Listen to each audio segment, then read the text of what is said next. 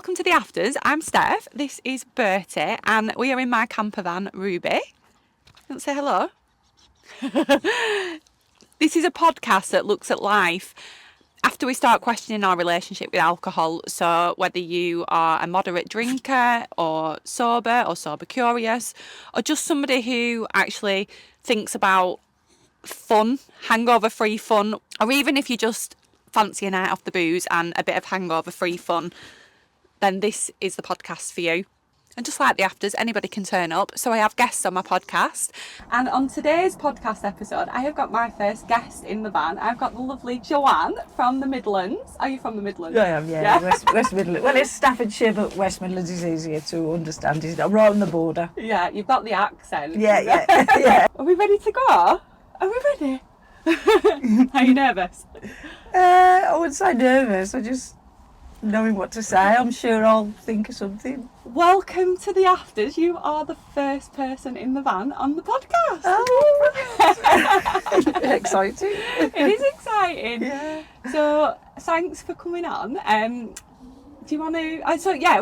Obviously, the podcast is all around life after we make a decision around alcohol and like how it impacts our life. So, what's that feel like for you? Are you sober curious, mindful drinker? So I haven't had a drink now it'll be 11 years next month. Oh wow. So just made a decision to never drink again. Didn't think I'd do it, didn't think I'd last 4 days, but knew I needed to stop.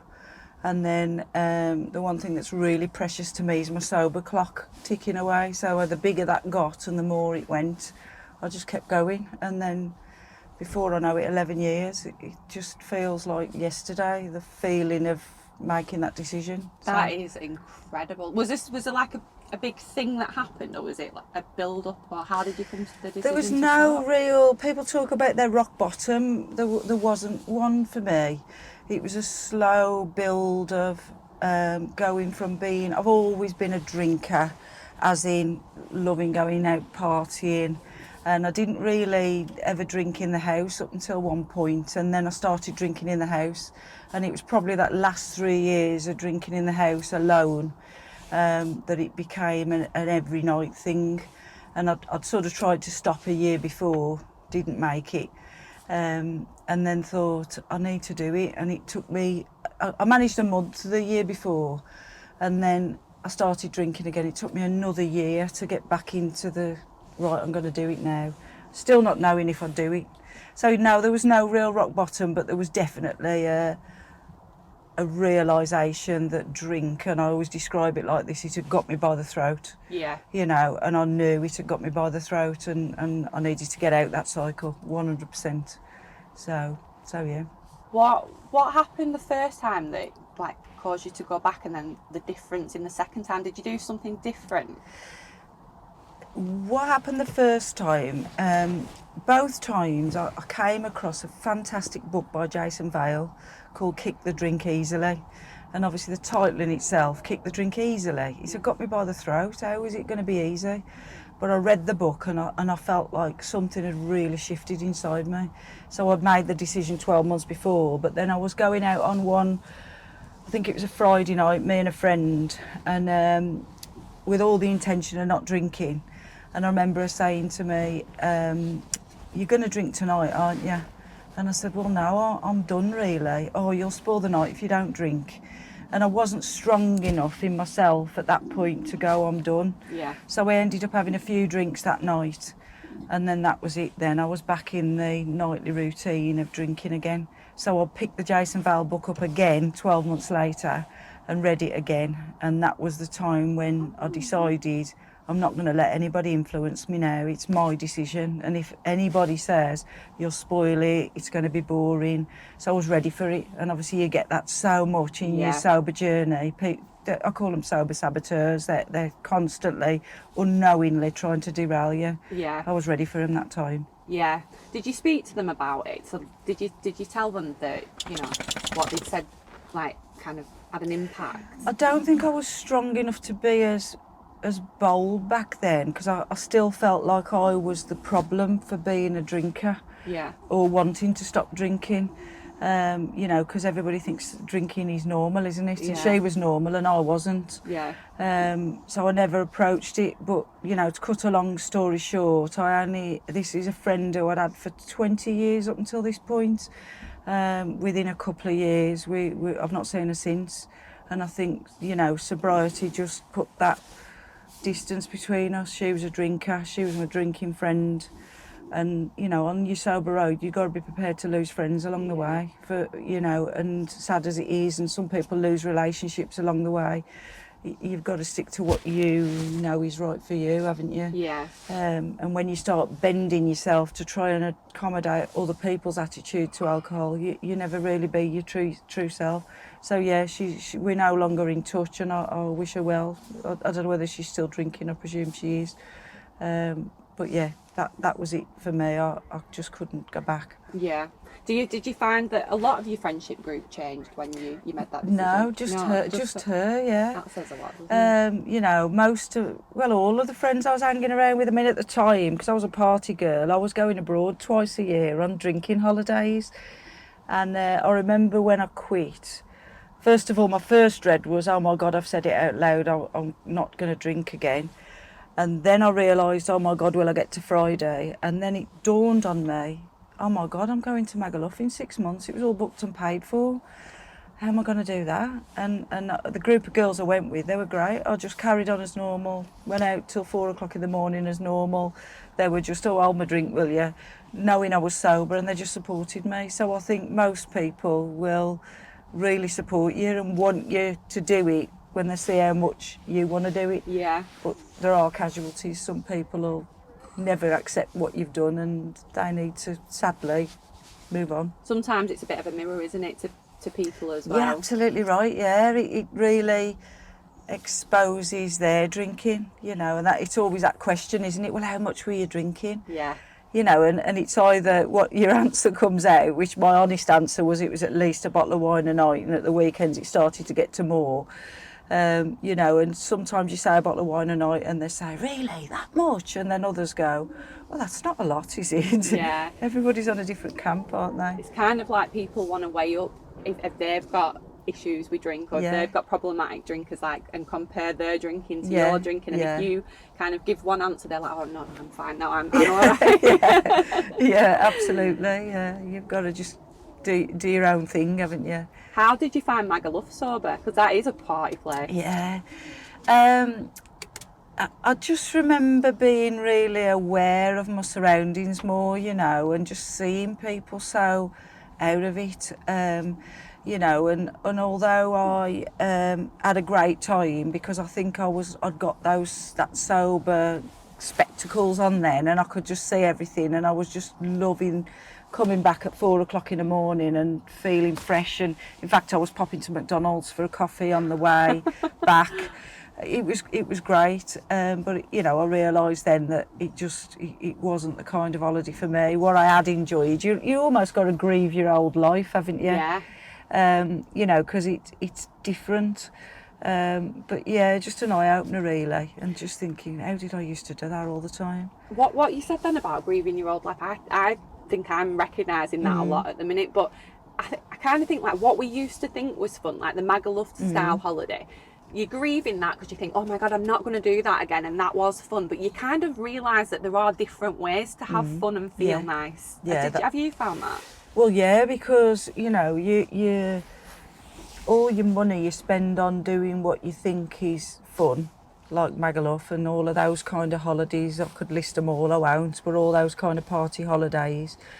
And then I just went to still going on holidays, still being me, still going to places I like, but you just have a different experience. And then, you know, your money's being spent on more life enriching things, you know, and without sounding pompous, since I quit drinking, I've been around the world. You know, I've been to places that I would have never have done while I was drinking, you know, because you just think, oh, can I have a drink there? Will there be a party there? Will it be that atmosphere? Whereas now I'm more happy. You know, a good example, a good comparison is I used to go to Newquay a lot in Cornwall. Again, a party town, drinking. In fact, I think my first holiday ever without my parents was there. And then I went away for the weekend. I think I was about 4 or 5 months sober, and I walked the coast, 30 miles of the coast, and I saw seals and dolphins.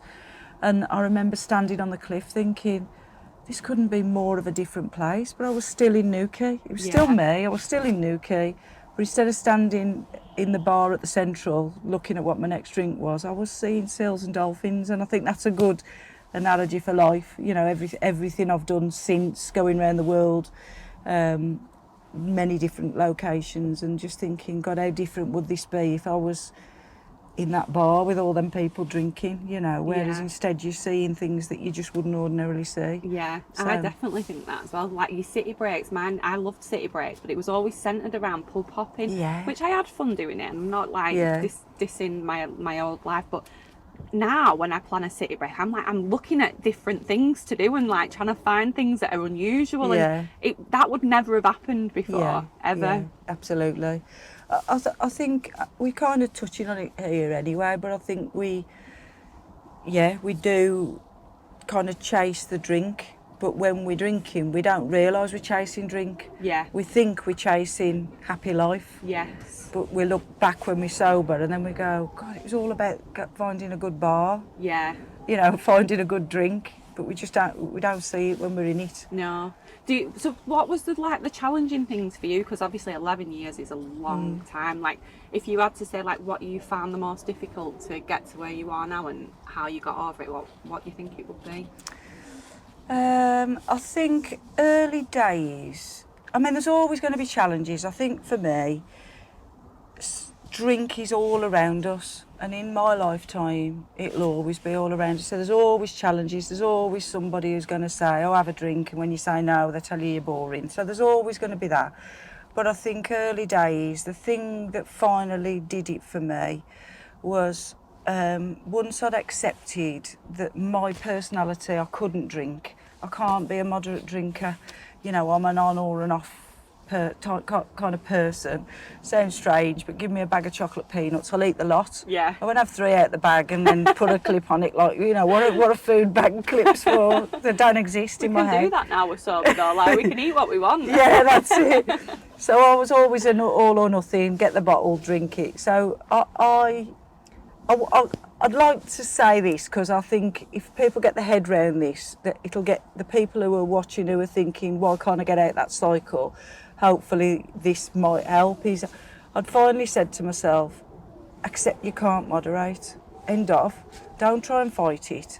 Don't try and think that you're missing out. Bit like, you know, why would you use a hedge trimmer without a safety catch on it? It's dangerous, just don't do it. You know, so once I'd accepted that in myself, that it's got to be all or nothing. Yeah. Don't try and say to yourself, well, I'll do it for a couple of years and then I'll go back to drinking.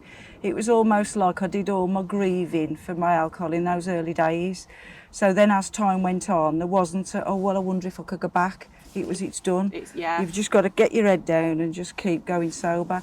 So then once you've got that confidence, yes, there's been loads of challenges, and it's really strange that I went away on holiday to a dance music festival only 2 weeks ago, Malta defected, and even then I'm standing at the bar watching somebody drinking vodka, and even then, nearly 11 years on, I'm thinking, oh, I could just have one of them. I never used to drink vodka, but those thoughts will always invade your space when you are least expecting it. But because I'd already done the grieving early days to say it's not for you. Yeah. It's just not for you. If you've got a peanut allergy, don't eat peanuts. Yeah. And don't think that in 5 years' time a peanut might be good for you. Yeah. Because it won't. Don't do it. So it kind of gives you that confidence. I think that's so good because I think like for my situation, because I was only taking a break for a month and it snowballed like it was, I found myself like 3 years later then obviously having that drink a few weeks ago, being put in that corner, but I have, hands down, found it more difficult in the back of my head saying to myself, well, I'll have a drink if I want one. And having something in a clear line to say, no, you're just not going to drink is, I think, easier. Yeah. Definitely easier. Yeah. I agree with you on that. And I think there's different camps, isn't there, of thought. Because once I once I decided, as I've said, that's it, no more, I found that really easy. But, you know, there's a lot of people online that I read, and it's take one day at a time, see how you feel tomorrow. But you're always going to have that challenge with yourself every day. Can I go back to drinking now? Can I go back to drinking now? And then I see people after 2 and 3 years drinking and then regretting it. I know everybody's different. People have got to find their own way. But for me, that was the only way. He's saying, that's it, you're done. That's it. There's no debate then, is there? But yeah, there'll always be challenges that, you know, I'm sure you get it as well. You know, there's things, you know, you go to a nice hotel reception and there's all champagne on the side. Where's my drink? Yeah. Oh, I better go and get you an orange juice. I don't want orange juice. Is there anything else? Yeah. You're always going to get challenges where you're presented with a drink and you've got to make a decision, haven't you? Yeah. You know, it's tough. So, on the drinks, do you drink alcohol-free drinks? What's your go-to alcohol-free I didn't originally. I made the decision not to, because I felt that was easier. And obviously there's a lot of people, again, online, you read stuff that, oh, you know, drinking alcohol-free drinks, it triggers you to want to drink. So I kind of thought, well, let's not do anything that might derail me. So the first 6 months I didn't touch it. And then month 6 was Magga. So I got through Magga and it was almost like, oh, I've done it. And then I thought, oh God, well, I've got to carry on now. And I went away a month after that. Again, I went to Spain, and it really, really got me. I'm walking down the street and I'm thinking, I don't want to do this. I can't do it. People are drinking. I want to start drinking again. The anxiety was through the roof. You know, I had a real week of, I can't do it. And I was walking down the street, I was in Torremolinos, and they have these like little street sellers on the side of the road, you know, these little sort of huts in Spain. And I saw San Miguel Zero. They didn't sell it in England at the time, you couldn't get it. San Miguel Zero. And it was like an oasis in a desert. It was like the universe had somehow looked down on me and said, you're having a tough time right now, yeah. Take it, because you need this. And I literally sat on the wall with this can, like I was, you know, like you sit on the chip shop wall. And I literally sat on the wall and I drank this San Miguel Zero, and I could feel it hit me like, this ain't bad. Yeah. I can drink alcohol-free drinks, and it's not, I've not broke my sobriety. So from there on in, I made the decision that if you want it, have it. Yeah. You know, it doesn't trigger me. It makes the event or the evening or whatever feel better. I don't drink a lot of it now. You know, back in the day, if I had 4 bottles of San Miguel in the fridge, they'd be gone in a night. Yeah. Now I can have 4 bottles of San Miguel Zero. It's still there 6 weeks later. Yeah. But I love having that one. Yeah. That one alcohol-free. Placebo. Yeah, absolutely. It feels a bit nice, even having a drink in a, you know, I had a couple of nights ago, I opened a bottle of alcohol-free wine. I love the Hardy's one. There's loads I like. And I had it in a wine glass. Now that would horrify a lot of sober groups, because they say, oh, that's terrible, you're going to start drinking again. I'm not going to drink again. My switch is off. Yeah. But I felt a bit posh, I felt a bit special. It did hit the spot. So, you know, I always think your sobriety, your rules, you do what makes you happy. But yeah, alcohol-free drinks for me are fantastic, because they make us feel normal, they taste good. There's so many now as well, isn't there? There's so many to choose from. Yeah. But I think this is why it's so important that you have to just concentrate on your own journey. Yeah. And I hate that word, I'm trying not to say it, but it is a journey. But, because at the start for me, I could not have stayed sober for long without the alcohol-free drinks. I needed that every weekend to like ease me off. It was like when you're giving up cigs or you having a fake away, like I used it for that. So to hear that you didn't use it at the start, but that's kind of come in. I've kind of been the opposite. So I heavily used them at the start, and now I don't really have them as much. Yeah. So that's you, and people are so quick, especially online. If they see you having it, they're like, "You shouldn't be having that," and I'm like, Yeah. "You just concentrate on you." The amount of times I've commented on sober groups, because at first I was in a lot of sober groups, and after about 4 or 5 years I got bored of listening to it and I came out of everything.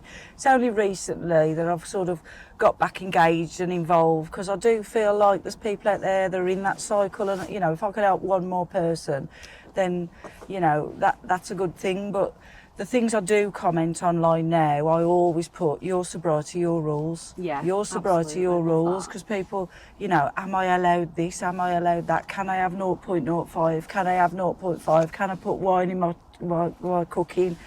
Your sobriety, your rules. Make your set of rules and stick to them. Yeah. Because you can't stick to everybody else's No. rules. You know, if you're influenced by other people, you know, like we've spoke, you know, off camera about, if somebody does want to go and have a drink, they can have a drink. Yeah. It's their rules. You know, they're not Sometimes hurting you it. have to go on that process, Yeah, don't you, to find out? absolutely, yeah. Yeah, exactly. It doesn't make you bad. No. It means that all the times that you are sober, you're helping other people. Yeah. But you've got to be able to do your own rules. And had I have had a drink that day in Torremolinos when I saw that San Miguel Zero, you know, what would I have done? I'd have had to just pick myself back up, get back on the horse and just do it again, Yeah. because I'd already decided I couldn't carry on drinking. So if you do have a blip or a moment, or as in your case, a conscious decision where you go, I'm going to drink, do it and don't answer to anybody else. You know, it's definitely your own journey. I know you don't like that word. Definitely. So obviously the afters is all about hangover-free fun and life after we make a decision around alcohol. So what sort of positive impacts have you found? Like, what's going on in your life now since you've not been drinking? Well, like I say, initially I had I sort of got into the sober world and then came out of it. But more recently, I've thought, yeah, I can make a difference and I can help people. And I don't mean help people in a counselling or, you know, recovery kind of way, because like I've said, you've got to reach your own moment. But there's certainly people out there who are either on the cusp of getting sober or are in the early days of getting sober, and I wanted to create an environment where these people could feel normal, you know. So I did set, and I have set up I'm West Midlands based, so I've set up a little Facebook group. It's only small at the minute, but create events where people can go to, not necessarily sober venues, but I certainly look for venues where they accommodate alcohol-free, so teas, coffees, and also an alcohol-free menu. And I want to just try and get people together where we can socialise sober, without feeling like we're the odd ones out, because we're not. You know, there's a lot of us out there who are sober, and we shouldn't have to be embarrassed of that. You should be proud to be sober, not. So it's a sober social group in the Midlands, is it? Is it for men and women? Men and women, yeah. And what I've said as well is that people within the group can create their own events on there. You know, so it's not all about me and what I want to do. You know, if there's something they fancy doing, they can just create it. You know, there's just a couple of rules, which is you can't drink at any of the events, but you haven't got to be sober to be part of the group, you know, because I was a lurker for a good 3 years watching sober groups online. It inspires you though, doesn't it? Yeah. When you're seeing like people going and having fun without drinking, that, you know, that is what helps people to, you know, realise they didn't need the drink. That's right, yeah, and that's what I'd like to do. So yeah, you haven't got to be sober to be in it, just not drink at the events. Yeah. And then yeah, you can create your own. Obviously I'll create stuff, and it can vary from coffee shops to going to the pub. You know, there's a NEC, a wellbeing day coming up, you know, so that's the plan, to get people together and show them that yeah, you haven't got a drink to have a good time. So yeah, I'm looking forward to all that. It sounds fantastic. I honestly think community and being surrounded by people who get you, your values are the same, you aspire to be the same. It really does help you because it makes you feel like you're not on your own. Yes, absolutely, because it's a lonely place when you're in a drinking cycle, I think. Yeah. You know, you don't go to work and say, oh God, you know, it's Friday night, I'll end up drinking 2 bottles of wine and feeling rubbish in the morning. It's almost like, oh yeah, I had a little drink last night. You kind of minimise where you're at. You know, so when you start seeing that actually you can live a sober life, it kind of encourages you to be around those people, doesn't it? Yeah. Like, you know, I say about the Jason Vale book, but you know, there's too many to list on here. But there was a lot of online sober support, and all I did was I just avidly watched people who were already sober, and it gives you hope. It gives you hope that you can be in that place. You know, somebody might look at me now, 11 years sober. But of course, I was one day sober at one point, and you get here through keep following the right people and being around the right people, and just going through that, dare I say it, that shitty feeling one more time when you feel like you want to drink. You just got to push through it. Yeah. And the more sober people you're around, you think, well, they can do it. If they can do it, then why can't I do it? These conversations are important as well, because I think a lot of people think you've got to hit rock bottom, or you've got to like be at a certain point, and it puts people off like exploring it. And like for me, for example, I know that I didn't feel like I hit a rock bottom. I was a binge drinker, but I knew it caused me problems, and I know a lot of other people feel like that. But the things that are out there, like AA and things like that, people kind of feel like they don't connect to that level. And I know AA is for everyone, and like they welcome everyone, but you don't, if you're not like classing yourself as in addiction recovery, or you're dependent, you kind of feel like you're not, you shouldn't be, you're taking someone's space. So having these groups like this is why it's so important, to show that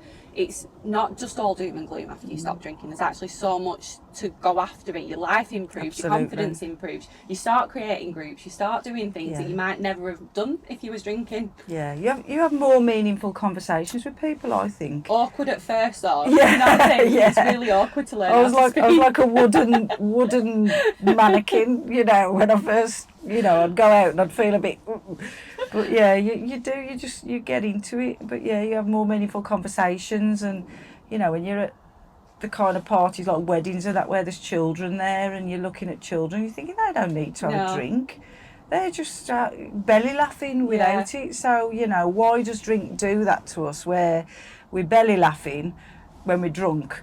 And I've had many a good night out drunk, and then we stop drinking and we feel like, oh my God, we feel stripped bare. And it's because we've forgotten how to be ourselves. Yeah. I was out the other night with work, and with my Indian work colleagues. So some of them were Muslim, some of them were Hindu. They didn't drink, and they were all like, I was asking them about their weddings, and they all get up and they dance and they party, and I'm like, so, you know, them cultures don't need it. Like, what have we done to ourselves? I know, yeah. And I think something, you know, just touching up on what you just said about the AA thing and reaching a rock bottom, I think there is this culture of kind of saying, do I need AA or some kind of recovery group, or am I okay? And there's no kind of in between, but there's a massive in between, you know. And if we went to work one day and said, oh, I'll just have a few lines of coke occasionally, people would be looking at you saying, oh my God, they're having coke every few weeks. But drink is okay. Yeah. But it's the same brain-bending, mind-altering substance that makes us feel crap the next day.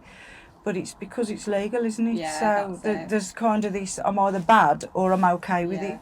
But I was on a sliding scale, and I was slipping down it. And had I not had to think about my driving licence and my job, I'd have probably been drinking 3 bottles of wine a night.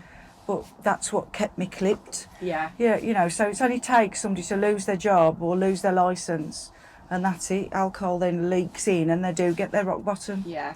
So you can get yourself out of it before you get there, and it really doesn't have to be like you're giving something up. People feel it to start with, but of course, you know, you soon start to get the sober positives. Yeah. And you think, God, why didn't I do this 10 years ago? Yeah.